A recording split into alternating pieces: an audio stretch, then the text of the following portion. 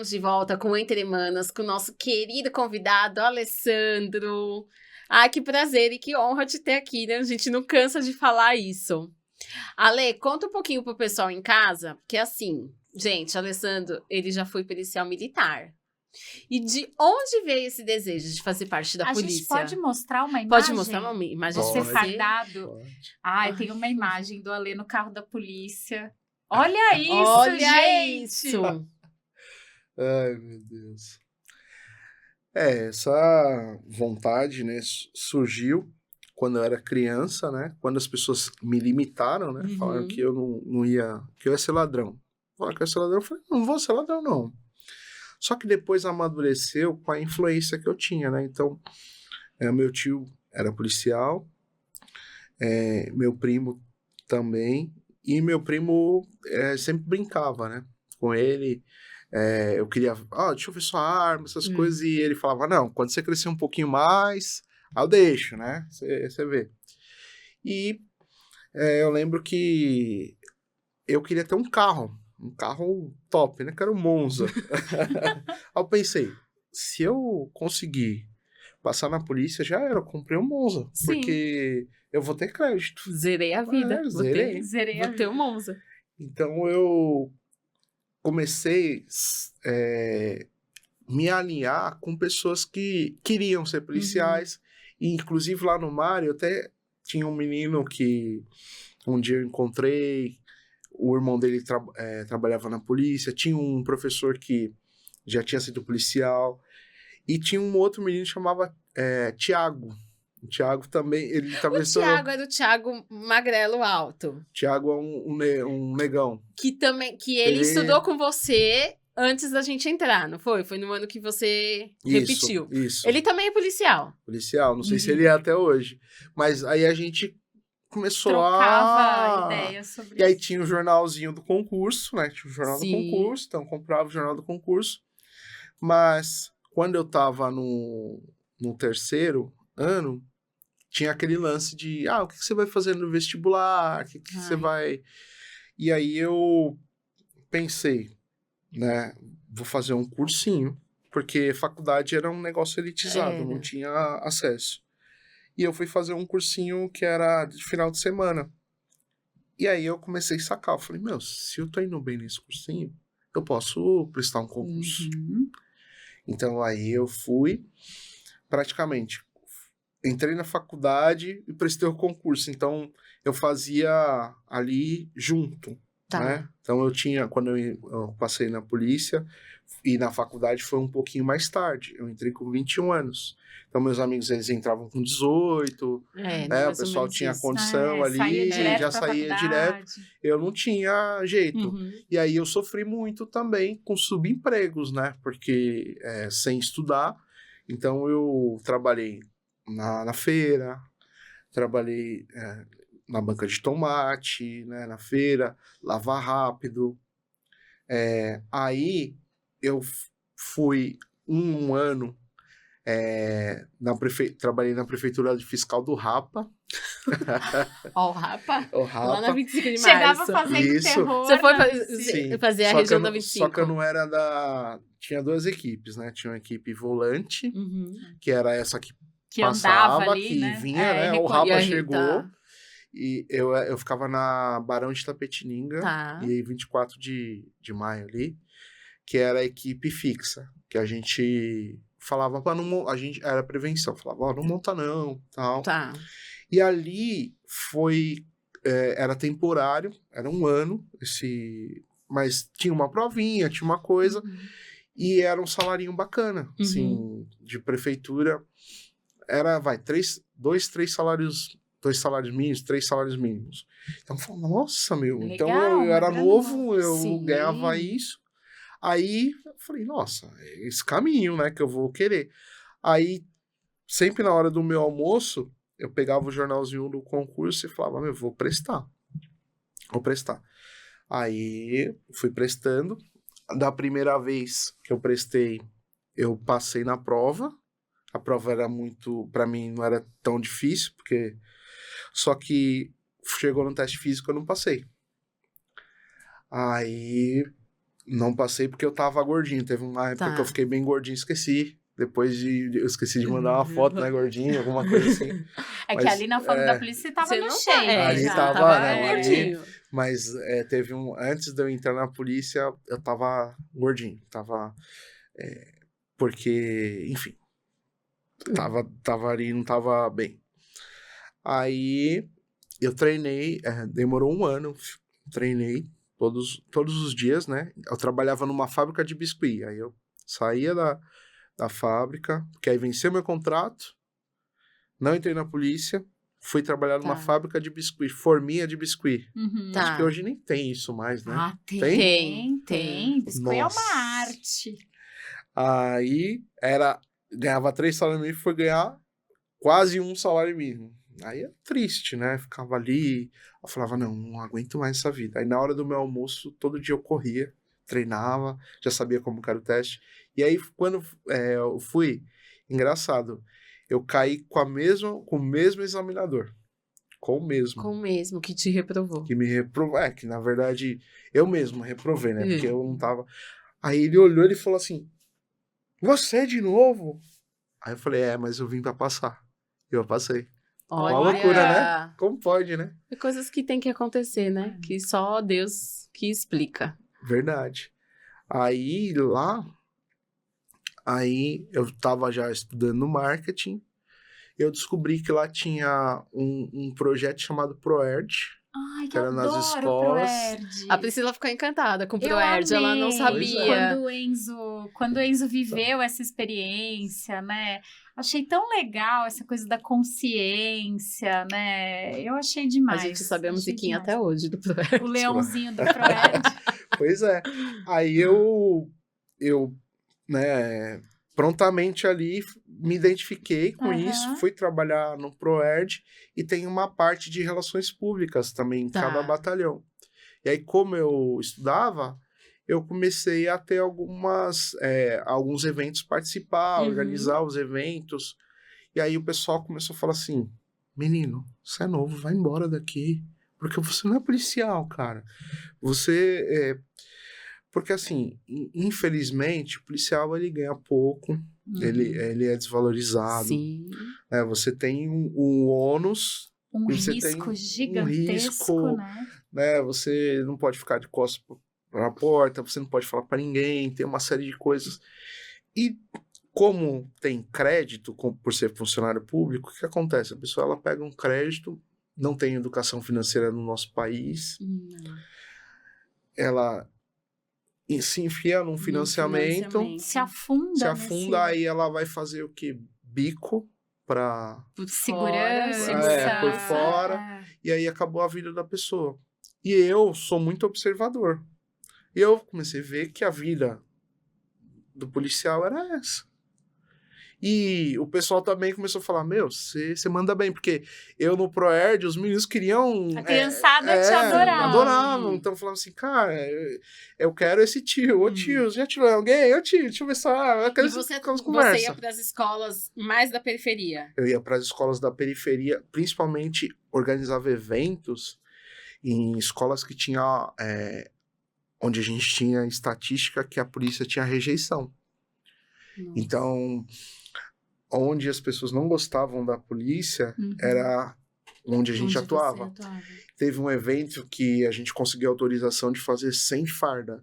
Que aí eu dei a sugestão. Falei assim, e o comandante adorou. Eu falei, a gente vai chegar lá fardado, as pessoas não gostam da polícia. Intimida, né? Se a gente fizesse uma camiseta branca ou uma preta, e mesmo que a gente fosse em uma calça jeans, não ia ser mais legal? E aí ele falou que tem todo um trâmite, né, de documento, e conseguiram a autorização, e aí a gente conseguiu patrocínio nesse evento, e foi assim, esse evento foi junto com a comemoração do aniversário de Sapopemba. Tá. Então foi um bom evento, que também aliou para que eu saísse da polícia. Porque juntamente com isso, nessa época, era aquelas épocas dos ataques do PCC. Nossa, é mesmo. Que é 2006, né? Isso. É. 2006. Então era nessas... Quase 20 anos atrás. Pois é. E atacaram a base onde eu trabalhava. Que horror. E assim, meu pai foi... todos os policiais estavam de sobreaviso, não podiam ir embora. E aí meu pai foi lá, rompeu a barreira. Meu Deus, que perigo. Entrou na rua lá. Falou, não, vamos, porque eu sou filho único, né? Uhum. Meu pai falou, não, eu quero meu filho, eu quero... E o comandante foi super legal, assim, sensível. Ele falou, vai com seu pai, vai lá com seu pai. Me liberou naquele dia. Caramba. E depois garantiu pro meu pai, falou, não, ele vai voltar, mas ele vai ficar aqui, ele vai ficar fazendo um cafezinho pra nós, ele não vai sair. Ele prometeu pro meu pai, falou, você promete? Ele falou, prometo. E aí fiquei lá. E aí, meu pai, meu pai, ele nunca quis, né? Ele sempre quis que eu não tivesse essa carreira, por conta do risco, né? Uhum. E aí, meu pai, a gente bateu um papo, eu falei, isso mesmo. Aí eu, como tinha contato com escolas, visitava escolas e tal, eu falei, eu passei na ETEC e vi que tinha um processo seletivo. Uhum. E aí eu fui ler o edital. E como eu gostava muito de estudar, eu comecei a rir. Eu falei, sério que é isso? Ah, não passei. Eu ri sozinho, eu li e comecei a rir. Parecia doido, assim, lendo e rindo. Eu falei, passei. Aí, realmente, eu fui lá, fiz o edital, passei. Aí, demora um tempo Pra chamar, né? tudo. Mas eu fui lá e me desliguei, né? Aí foi bem legal, eles fizeram uma homenagem pra mim. Eu ganhei um negócio que ficava na mesa do comandante. Sim, olha Como que se fosse legal. uma bola de cristal. Ele Ele falou assim, se eu te dar um cartão, você vai perder. Se eu te der uma coisa... Uma cartinha, vai perder também. cara, mas eu vou te dar isso aqui. Você nunca mais vai esquecer. Eu falei, não, eu nunca vou esquecer. Mas ele me deu aquilo de coração. E aí, o mais legal é que depois os filhos deles foram estudar na ETEC. Caramba! Né? E foram seus alunos. Não chegaram a ser meus alunos, mas eles foram pra ETEC. E aí, quando saiu, eu fui lá e falei, você tá no melhor, cara, é a melhor opção, você teve e tal. E por aí foi. Aí, nesse interstício, enquanto não saía, eu comecei a trabalhar com marketing. Olha que loucura. Mas você já fazia faculdade nisso? Fazia de faculdade marketing. de marketing. Prestei o concurso, saí da polícia. Ficou um gap. Quase que vence o concurso. Porque tem um prazo, são uns Isso. 2 anos, mais Isso. ou menos, né? Nesses 2 anos, eu capenguei. Assim, eu pensava, né? Puxa vida, capengar. Aí eu fui ser, primeiro, representante comercial. Eu achei assim, nossa, eu tava na polícia, agora eu sou representante. Nada, acho que Deus tem um propósito em tudo. É muito louco, tudo é costurado. Aí eu não tinha nada, não tinha ajuda de custo, não tinha nada. Depois, fui para ser auxiliar de marketing de uma rede de clínicas odontológicas, né? Sorridentes. Tava no auge, eu entrei, trabalhei. Aí de lá, eu fui para Saraiva, trabalhei na editora Saraiva. Aí, depois a minha esposa trabalhou na editora Saraiva, minha esposa também, ela trabalhava em editora, e aí depois ela trabalhou na editora Saraiva. Depois eu fiquei dando aula à noite e de dia trabalhava na Saraiva. Então, na parte de marketing, de divulgação. E aí foi fluindo minha vida. Aí eu pensei, se eu conseguisse ir no Senac, ia ser massa, porque aí eu ia ganhar para estudar. Aí eu fui, me candidatei nos processos seletivos do Senac, passei no Senac. Aí saí da Saraiva. Aí o pessoal da Saraiva ficava me falando pra eu voltar, ficava me assediando. Volta. Eu falava, não, agora eu tenho... Aí no Senac, eu estudei, tanta coisa. Eu fiquei quase 10 anos no Senac. Então eu tinha acesso a muito curso. Aí estudei pra chuchu, fiquei. Aí, pronto, comecei a consumir conteúdo do Flávio Augusto. Aí, Que é um outro capítulo, né? A sua relação com a WhatsApp, com o pois é. Flávio Augusto. Aí já falei, o Senac... A gente tem uma fotinho Ah, de tem, vocês. né? Tem. Cadê? Vamos ver. Aqui! Então. Aí o Senac ficou pequeno. Eu falei assim, não, o Senac tá muito pequeno. Como é que foi essa relação entre vocês? Porque ele é um guru, né? Assim. O Flávio, seguinte, eu tenho um amigo que foi pra Austrália e conheceu o Flávio na Austrália. Mas foi assim, pra Austrália. Era noivo, ia casar, trabalhava na Unilever, e aí do dia pra noite, tomou um pé na bunda da namorada, perdeu o emprego, aí juntou tudo e falou, vou pra Austrália Vou mudar estudar. Sim, não tinha mais nada a perder. Aí foi. Chegou, foi lá na Austrália, não sei o quê. Acabou a grana, foi trancar. Chegou lá, ele não sabia quem era o Flávio, mas o Flávio morava na Austrália. Foi trancar o curso. Na hora que ele foi trancar o curso, o Flávio falou pra ele assim, cara, se alguém pagasse pra você ficaria? Ele falou, ficaria, mas ele ficou revoltado. Ele falou, que conversa é essa? O brasileiro tá me zoando, o brasileiro é fogo. Ele ficou revoltado porque o Flávio fez isso. Só que na hora do vamos ver, o Flávio foi lá e pagou pra ele ficar. Quando ele voltou da Austrália, ele me incendiou falando do Flávio. Não, você tem que conhecer o Flávio, você tem que conhecer o Flávio, você tem que conhecer o Flávio, você tem que conhecer... Eu falei, que conhecer o Flávio? Que? Eu vou só falar do Flávio. Aí ele falou, cara, não sei o quê. Não, mano, segue ele na rede. Aí na época eu comecei a seguir ele no Face. Da geração de valor. Geração de valor. Primeiro post do Flávio que eu vi, Você já se encantou. comunicou comigo. Bateu.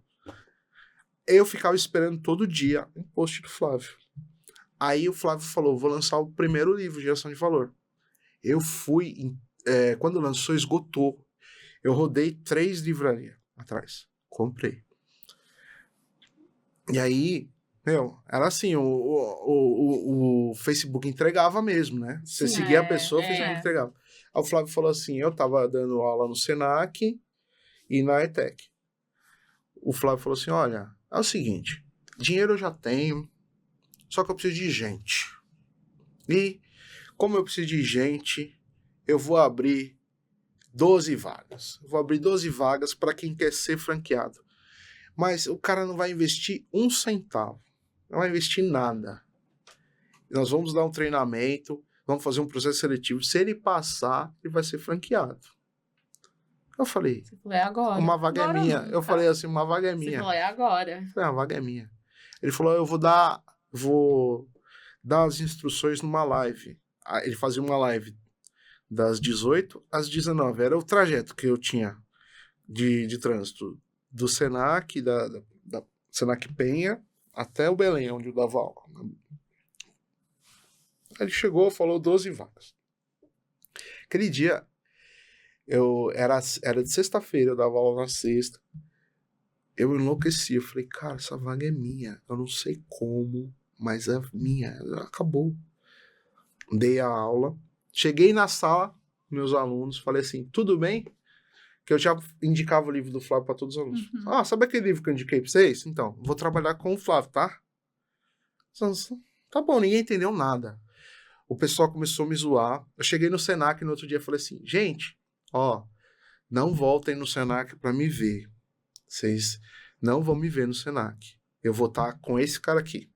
Aí, eu tinha uma revista do Flávio. Olha que loucura, gente. Eu colocava a revista do lado do banco, do carro, e eu falava, e aí, Flávio, beleza? Mano, tamo junto. Você foi co-criando essa realidade, né? Tamo junto, Flavião, tamo junto. Cheguei em casa, falei pra minha esposa, amor, ela tava dormindo. Falei, amor, eu vou trabalhar com o Flávio lá. Tá bom. Tá bom.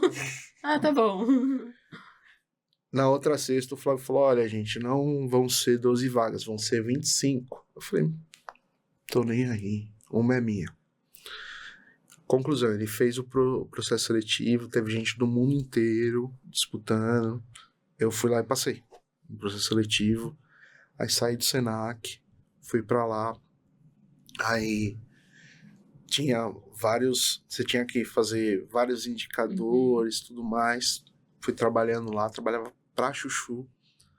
Aí tinha a opção de abrir uma unidade do zero ou me tornar sócio de uma unidade. Aí eu me tornei sócio da unidade do Anália Franco. Tinha uma WhatsApp no Anália. Fiquei feliz da vida. Falei, nossa, é isso mesmo. Então, show. Eu lembro que foi mais ou menos assim. Eu cheguei na unidade. Essa moça tinha 19 franquias. Que era a minha sócia. Deu, acho que 2 semanas, começou a pandemia. Aí, a gente não sabia. Não. Isso daí vai ser 3 meses. Achei que era passageiro, 40 né? dias. Aí vai ser Show, 15 dias. Conclusão.